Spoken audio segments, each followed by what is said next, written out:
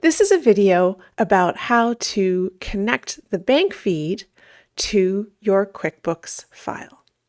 So if we go to transactions here and we see bank transactions, this is where the information can flow in to your QuickBooks Online account from the data from the bank. And so before you go ahead and link account, so these three are already connected for online banking. Before you go ahead and link a new account, you have two questions that you need to know the answer to. The first question that you need to know the answer to is, does the general ledger account already exist on QuickBooks, or do you need to add a new one? So if somebody else has asked you to connect the bank feed to your QuickBooks Online file, so maybe your accountant or your bookkeeper, okay, that would be your first question. Does the general ledger account for this bank already exist on QuickBooks? And if so, what is it called? And if not, what do you want me to call it? Let's quickly jump over to the chart of accounts right now. We can see that there is Canada Bank Checking and Canada Bank Savings. And I'm right now going to be connecting a Royal Bank account. And so there is an RBC checking that already exists, and it is not connected to a bank feed. These two are already, and this one isn't. Notice this account type is bank. Bank is the first type in the list. And the next type you might be looking for is credit card. So we can scroll down to credit card because somebody might, or you might, want to connect your credit card feed the same way. And it's the same thing. Are you going to create a new general ledger account for it, or does one already exist? If I was connecting this credit card right here, it already exists, $76.50. In this example, I'm going to be connecting the RBC checking and also the RBC savings. And you can see that the RBC checking exists already in the chart of accounts, but the RBC savings does not. So that would be your first question. And then the second question is going to be, how far back do you want me to go? Do you want me to go back as far as possible, or do you want there to be a cutoff? Now, it's not going to enter those transactions for you. It just lines them up right here, and your bookkeeper and accountant can just exclude those transactions that they don't need. So if you haven't gotten that information, just go ahead and go as far back as you can. Now, it only goes back about 3 months generally, depends on the bank, but as far back as you can go is usually the answer. Let's go ahead and connect those two Royal Bank feeds now. As I mentioned before, to get to this screen with the tiles, you go to Transactions, or maybe it's Accounting, and you're going to look for Bank Transactions, and click, and that's how you're going to get here. And then we're going to go to Link Account. Here, you can look up the name of your bank if it doesn't offer it up.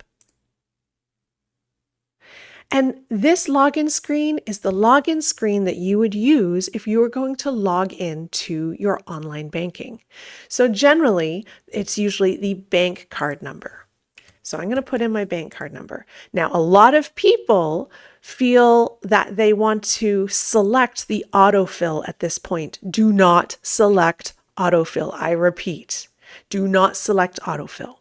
Because what's happening is your Chrome or whatever browser you're using, that autofill is related to qbo.intuit.com. And you're not logging into qbo.intuit.com. You're logging into your online banking, and your browser is not going to know that you're trying to log into your online banking. It thinks you're logging into Intuit because that's where you are. And you do. You have a login to Intuit. So it's going to try and give you that information. Don't use it. Ignore it. Put in the actual information. So don't use autofill ever in this screen. It won't work. It'll mess up. Now I'm going to put in the password for my online banking. And then I'm going to hit continue. Now when I hit continue, some banks have the two-factor authentication hoops that they need you to jump through, whatever you usually do when you do your online banking. So a pop-up might come up to say, oh, do you want us to text the code, or the authentication questions might come up, or any number of things. So it's the same hoops that you're going to jump through when you go to your online banking. It's going to ask you to do that here. When I log into my RBC bank account, I have 4 different accounts that I can look at and look at the transactions and work with. So this screen right here on QuickBooks is showing me all of the different accounts that use the online banking login and asking which one of these do you want to connect, because maybe you want to connect them all, or maybe you only want to connect 1 or 2. As I mentioned in the beginning, we are going to connect the information to flow in from both the checking and also from the savings. So this is the checking.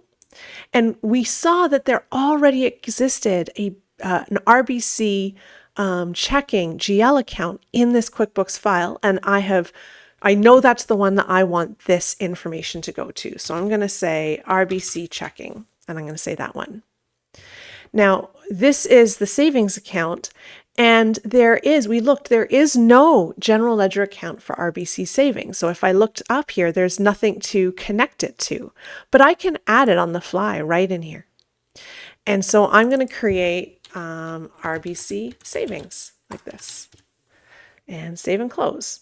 So you can see that the information from this, these transactions are going to be linked to the RBC Savings GL account, and I just added that to the chart of accounts.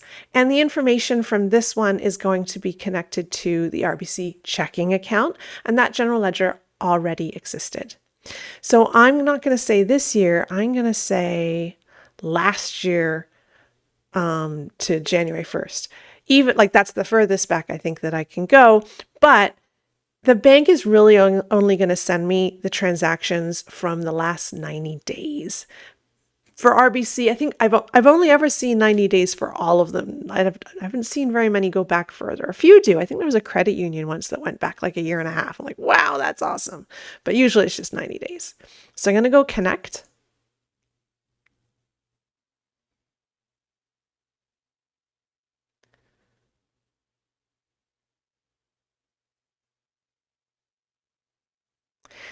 Now, right here, these are sort of like just suggestions. It does not put in the transactions from your bank unless you set up like automatic rules, which I don't like setting up automatic rules, but I like to set up rules that tee up and make things easier. So if we go to review categories, it's going to take us back to this bank transactions tile.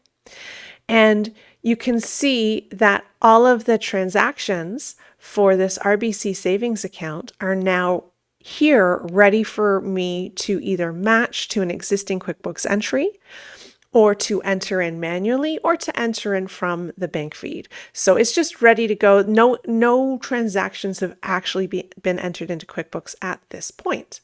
And we can flip through the different banks that are connected up here. So this is the other one I entered, other one I connected. And again, you can see that everything's down here ready to be added or matched or entered manually and then matched. Now, if you are connecting these bank feeds for your own bookkeeping, it's important for you to know that because QuickBooks is only pulling transactions for the past 90 days, what it also does is if there's a balance at that 90-day mark, or whatever the time available is from the bank, it's going to bring over the opening balance and create a sneaky transaction without telling you. So for example, when I go up to this spyglass here to look at the most recent transactions just added, and I just added those 2 bank feeds, we can see that there are 2 deposits that have been automatically entered by QuickBooks. And I'm going to go ahead and just click on one of these. And so this is for the RBC savings account.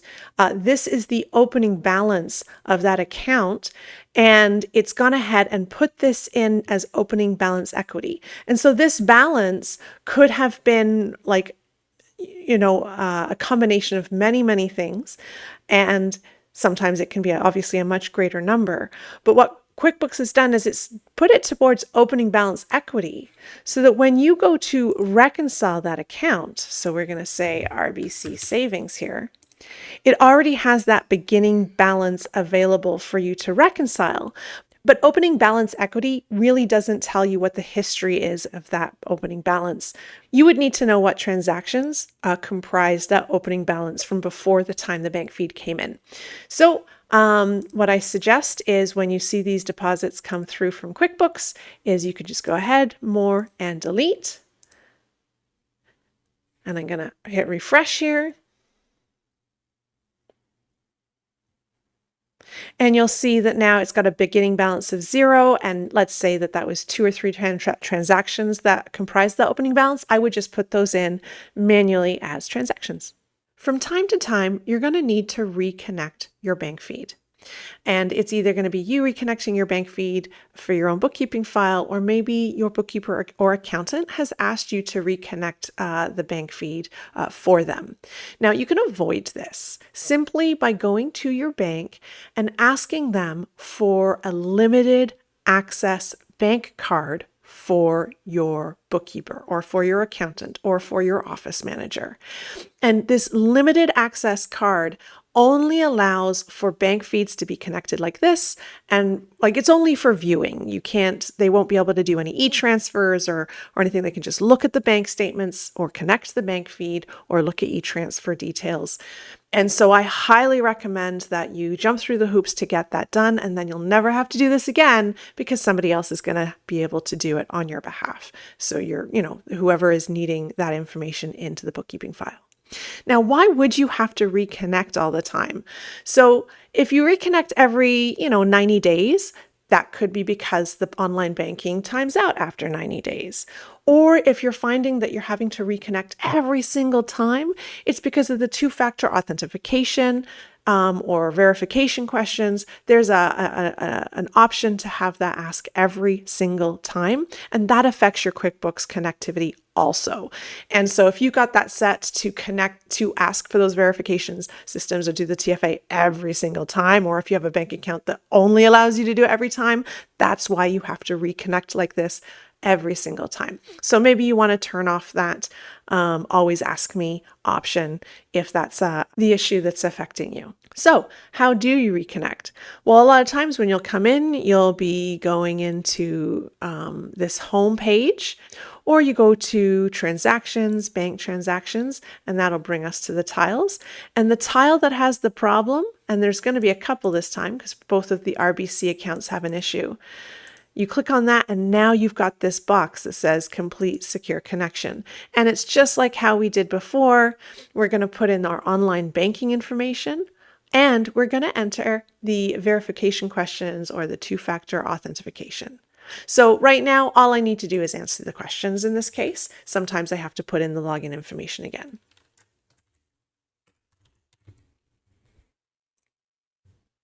So once I've put in the TFA or the authentication questions, hit next, and it's done. That's all you have to do. Easy as that.